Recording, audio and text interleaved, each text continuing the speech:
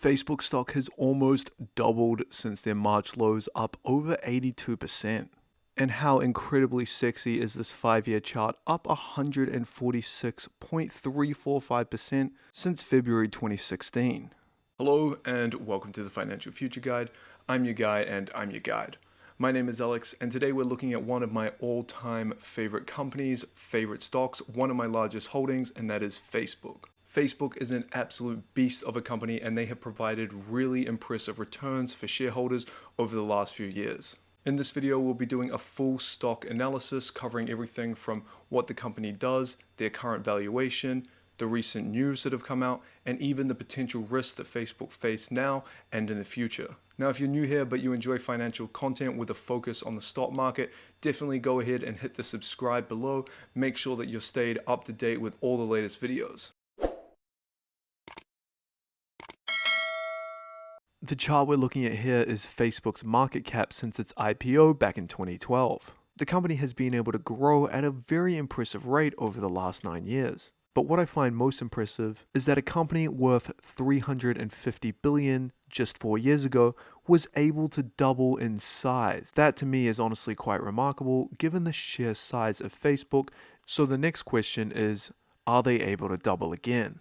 Giving a broad level overview of Facebook, they're obviously the social media leader, and they own the likes of Facebook and Facebook Messenger, Instagram, WhatsApp, and more recently, Oculus.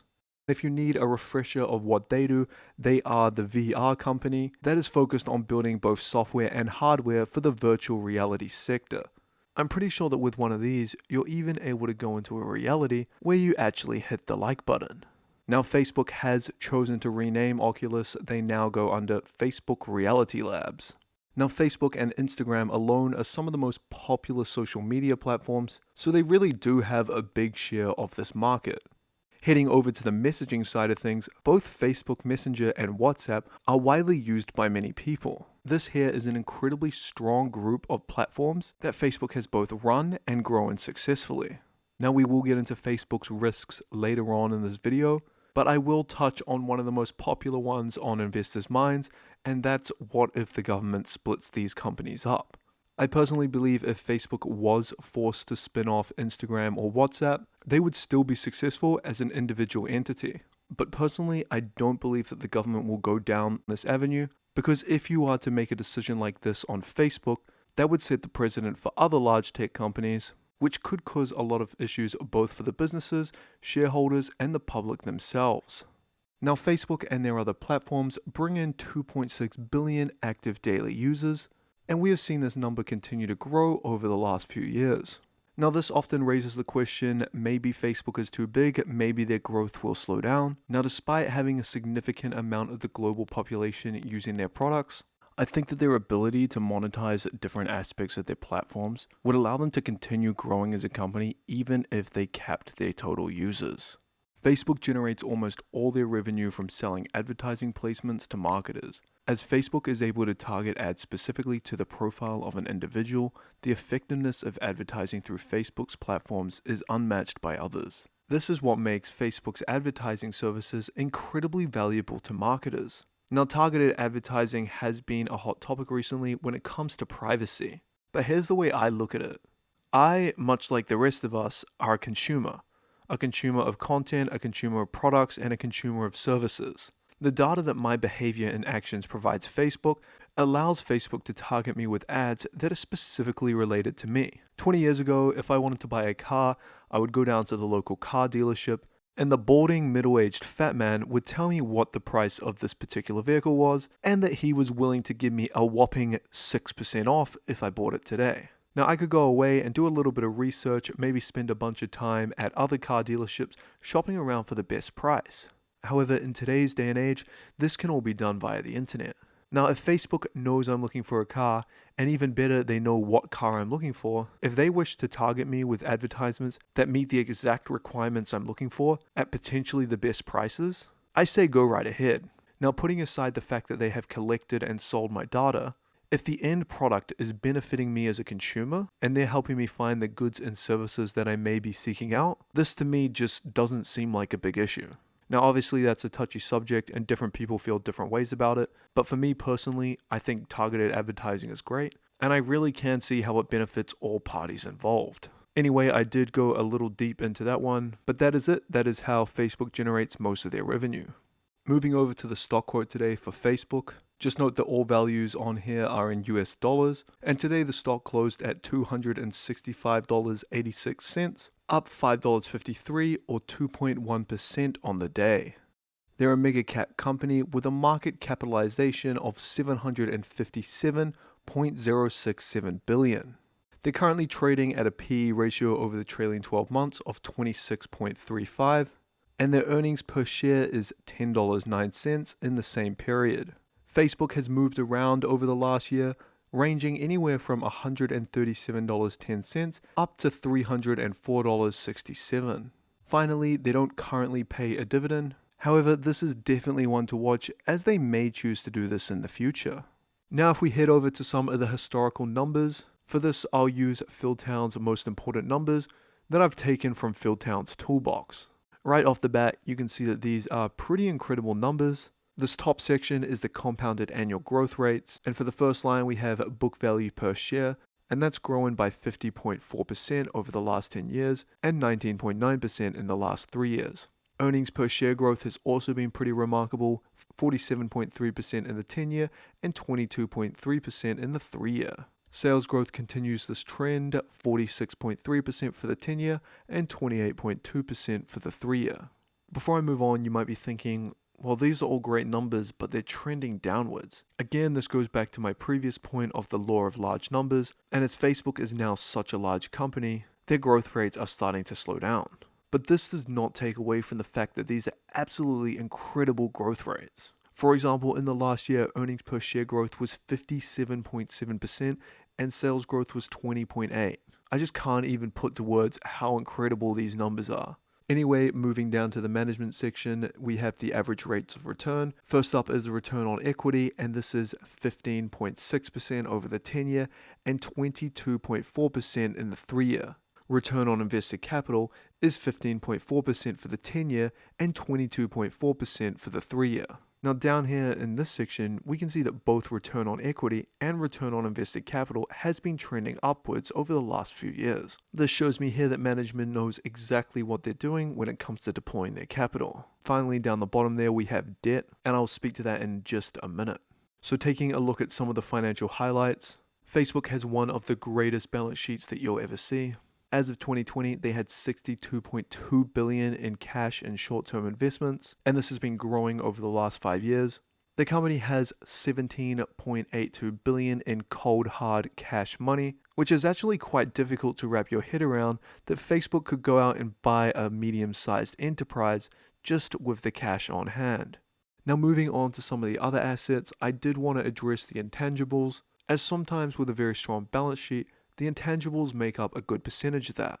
However, if anything was to go wrong with the companies, these are not physical assets that the company would be able to sell. So what's quite impressive for Facebook is that intangible assets make up less than 13% of their total assets. Moving on to the liabilities, their long-term debt is $10.09 billion, which for some companies is significant, but for Facebook it's chump change as they could pay this strictly with cash alone. Finally, we have their total liabilities at $31.03 billion, and again, this is very manageable for Facebook given their cash and short-term investments are almost double this.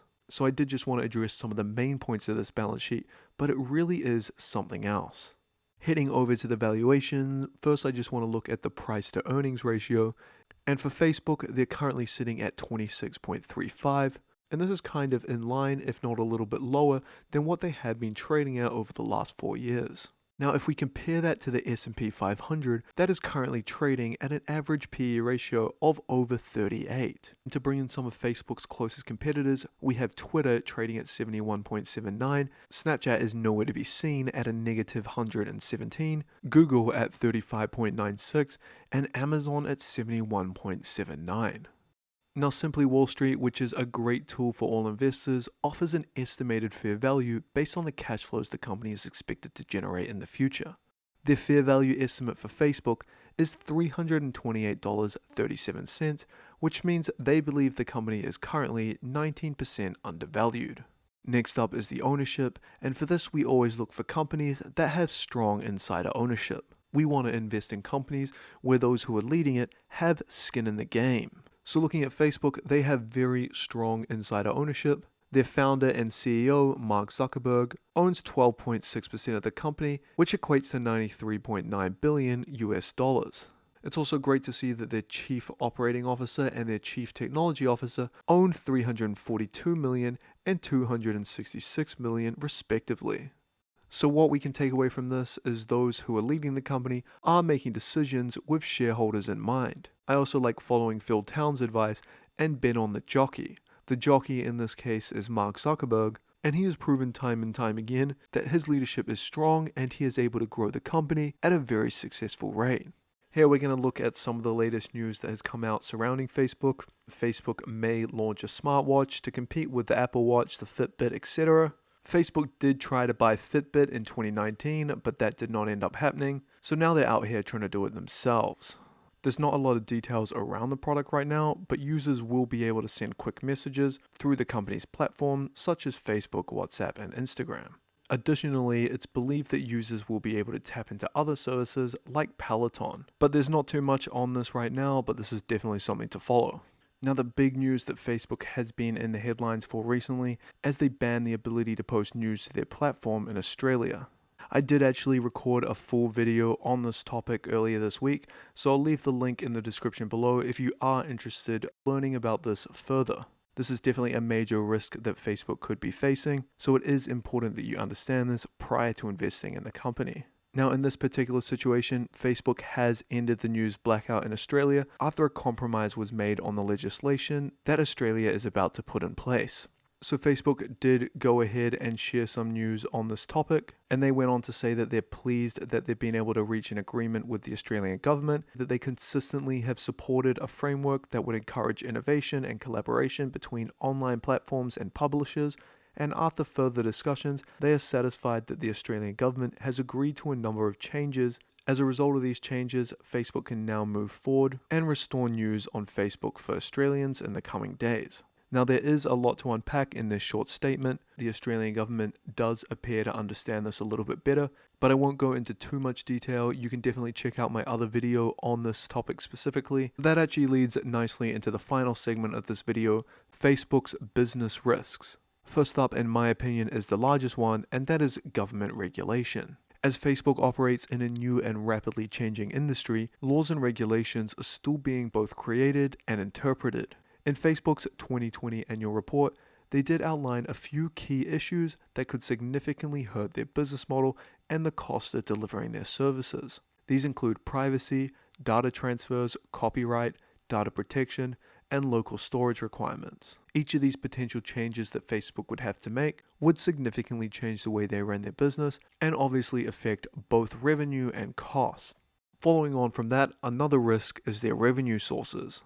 As we discussed earlier, Facebook generates the majority of their revenue through advertisements that they sell to marketers. We also touched on the fact that the reason that their advertising space is so valuable is their ability to target towards specific individuals. If regulations put in place by governments or any other serious changes to the industry landscape are made, this could create difficulties in Facebook's ability to target specific users, which in turn would devalue their advertising services, inflicting significant damage on Facebook's main revenue stream. Now, I believe Facebook does have the opportunity to grow their revenues in various other places. For example, they don't currently monetize Facebook Messenger or WhatsApp, but if they are able to find a way to generate increased revenues from these platforms without harming the user experience, this is definitely an opportunity for growth in their sales. A second point I might add is the Facebook Marketplace. This is a very popular place for people to sell their goods and unused items. However, this too is not a heavily monetized service. Maybe Facebook integrates some kind of payment system and takes a little bit off the top. I'm not too sure what exactly that might be, but I am almost certain that Facebook will find an effective way to monetize these services. The final risk that Facebook has is the same as any other business, but it's their competitors. Facebook believes that there are a few companies that are in the best position to compete against them, and that is the likes of TikTok, Snapchat, Microsoft, Google, and Amazon. Microsoft owns LinkedIn, Google owns Google Plus and YouTube, and Amazon owns pretty much anything they want. Facebook will need to continue to innovate not only to gain new users, but to retain their old ones. I think that the platforms that Facebook run are incredibly strong and have a great network effect. However, as we have seen from previous social medias such as Bebo and MySpace, Facebook will need to continue to improve if they are able to survive in this ever-changing environment.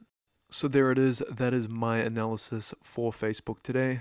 For all the reasons that I provided, this is why I believe they are a great company and why I'm quite confident in having them as my largest holding.